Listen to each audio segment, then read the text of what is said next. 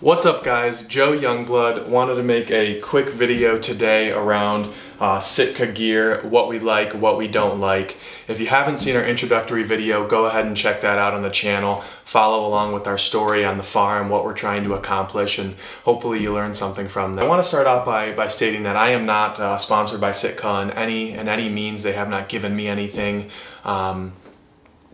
So when I did my research for Sitka, I noticed that a lot of people that were doing the reviews and the little videos that I were seeing was either on one piece only, or I thought that they were probably just given the piece and they were doing it for Sitka, and I didn't want to do that. I wanted to do my own review with every piece that I acquired last year. I started 2 years ago with just a piece or two, and then I really dove in. I would ended up calling customer service maybe 6 to 10 times. I'd ask them some of the same questions just to get their opinion and really get down to the nitty gritty and see what they thought. And one of the things that I really did like about the company in general was that the customer service was very helpful.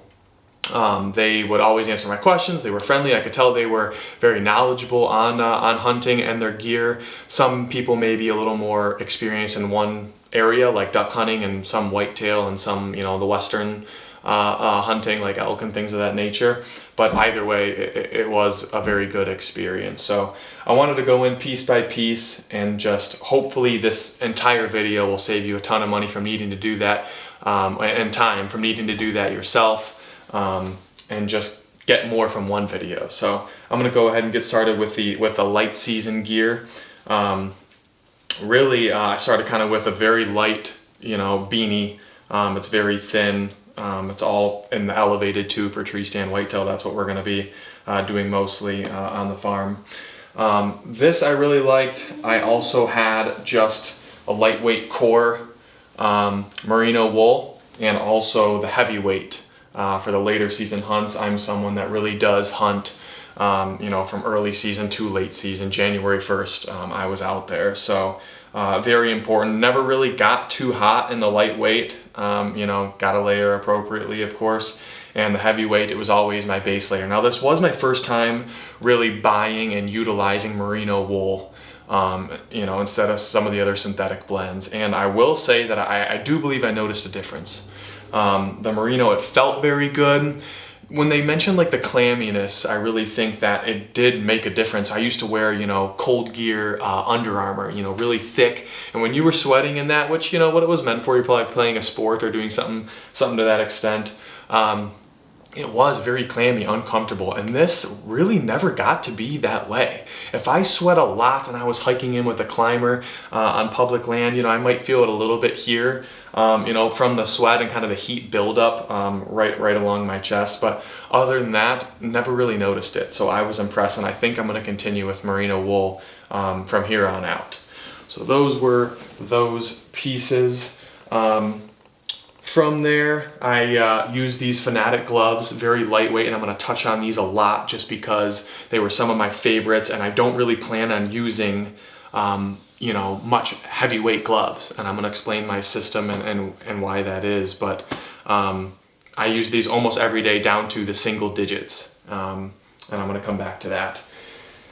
Other kind of mid layers, the Fanatic hoodie. I do believe they've made improvements to this almost every year, and that's another real positive of Sitka, is that I when I speak to them, they were pretty forward with me on, what was coming out around when and what may or may not be different about it.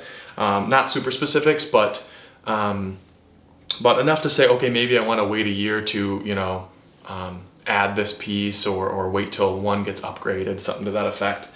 I love the fact though that this has the inner built-in muff, the hand holder built into the hoodie. It's only a 3/4 zip. You have a pocket. I really didn't think the pocket was big enough to hold much, but for a light season, cover with the hood and the built-in face mask, I really like that. And I know the new one actually has a little bit better material on the face mask. It's a little bit looser. This is actually, it's a little tight when I pull it over. It's almost too tight. So if you're going to get one now, I believe that the newest model is even this one. I like it a lot. I love that hand muff. And again, I'm going to get into that more here in a minute. With that, usually these are the these lightweight pants. Oh my gosh, I'm drawing a blank. what was the name of these? The Equinox pant. These are super comfortable. I almost could just wear these for a regular pant. They're kind of a stretchy, just soft fabric. And even when you go into the pockets that are very quiet, having that little stretch to it, it just makes it so much easier where you got a rangefinder in here, what have you. I really did love these pants. I would purchase these again, no doubt. So a huge shout out for the Equinox pant. Now, I don't have any of the other Equinox parts, but I kind of took that from that setup and use it as my early season turkey season, early whitetail, so on and so forth. I also had a heavyweight, I believe it's pronounced balaclava or baklava.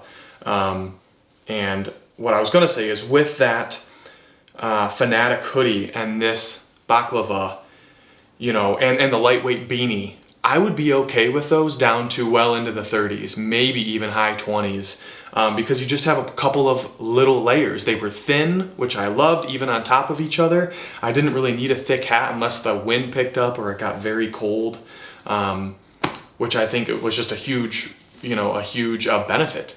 I'd get to my stand, maybe have the little beanie on, I'd put the hood on, and if I really need to, I could slip this on, or one of the heavier hats.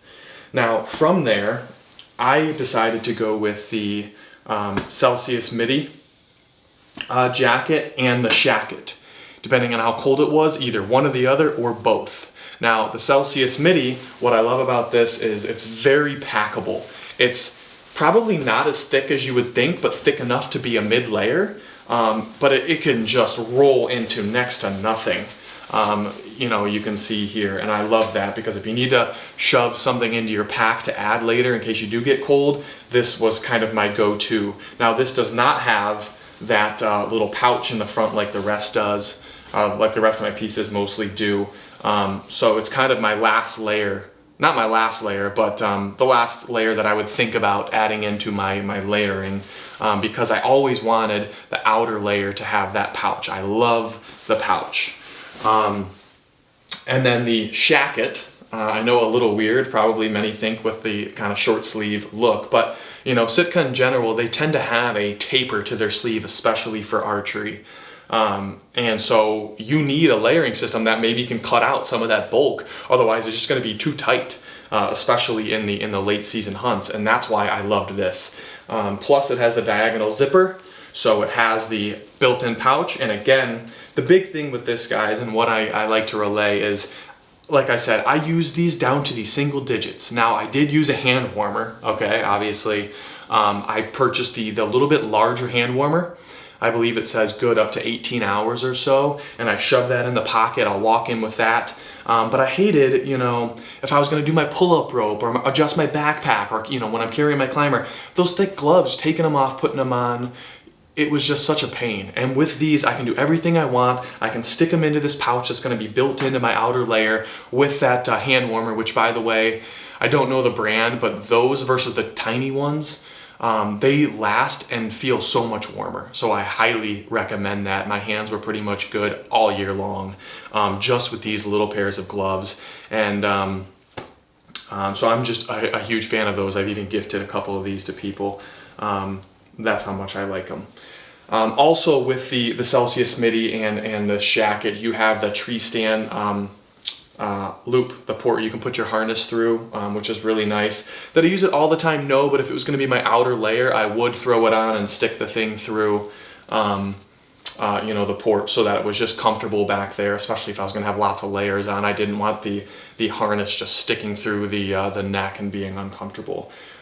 This doesn't pack down quite as much. It doesn't roll quite as well. So sometimes I'd either leave it unzipped or maybe just not put it on until I got to the stand. But all in all, very soft, very, very quiet. It's similar to the rest of the Fanatic line, which is the line that I chose to go with. And I'll get into that here in a second, but liked it a lot.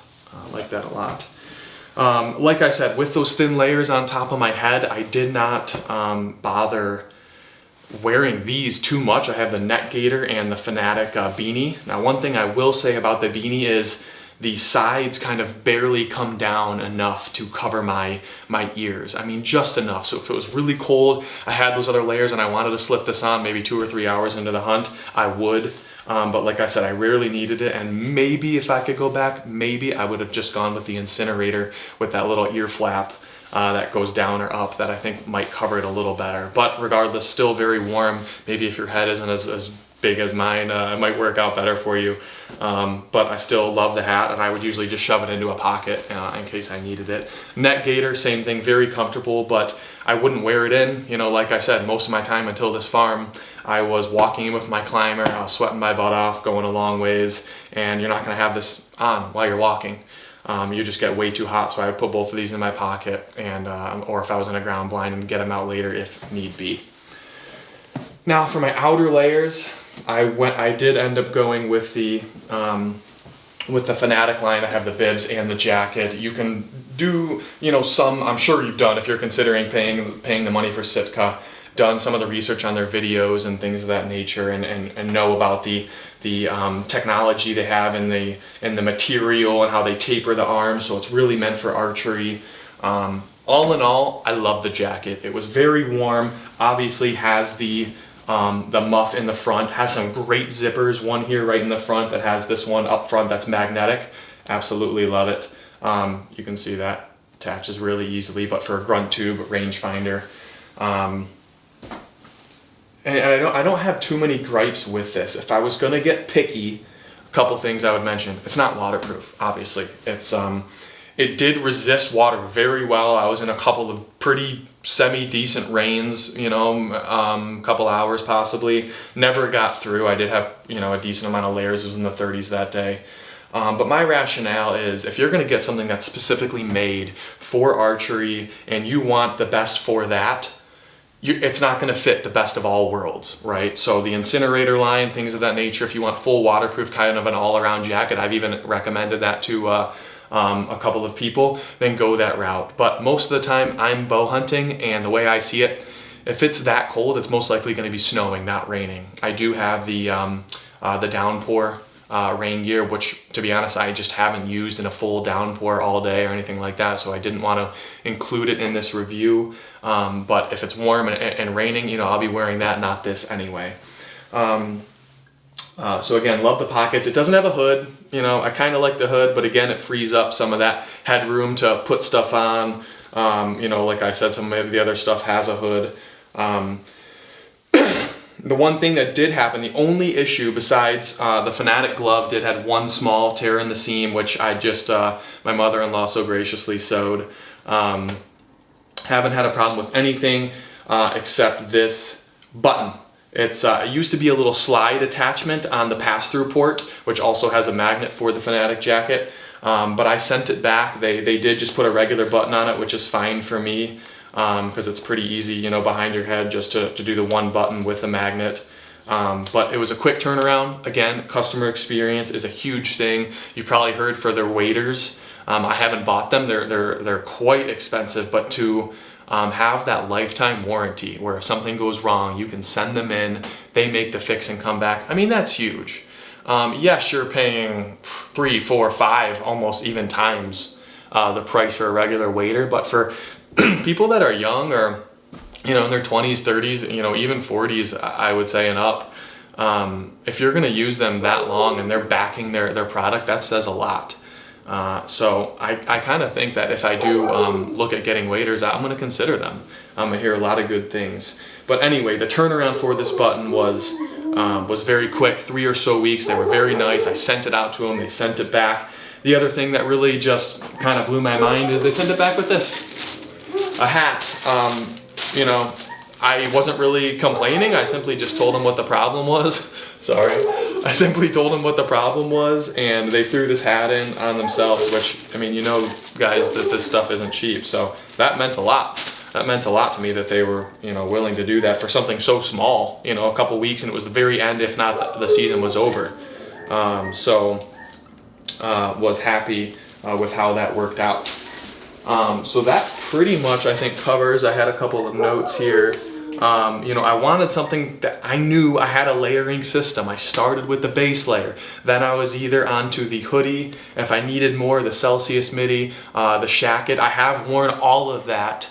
I have worn all 4 of those main pieces with the Fanatic and can fit it in pretty comfortable. It could just start to get a little bit snug, you know, around the neck, but really, I'm not going to complain. It was very decent, and that was easily down to the single digits. The only part that I would really start to get cold is my feet, and that's with 1,600 gram boots. So I don't know if I have bad circulation, or if you guys have a recommendation for a foot warmer. I've actually tried everything from the full foot pad to the small ones, and just nothing seems to work. I try 1 pair of socks, multiple for airflow. And anyway, that's really the only problem. None of this has ever been an issue with as far as layering and getting cold goes. The camo, some people do say that there can be like a bluish hint, you know, with the white, and that, you know, that's a color that deer see and it can be a problem. However, I'll tell you, throughout the whole year, and I hunted a decent amount for sure, I never, that I can recall, have one deer look up at me and kind of pin me out in that tree. So I don't know, but I think that the science behind the camo and the fabric and how quiet it is working.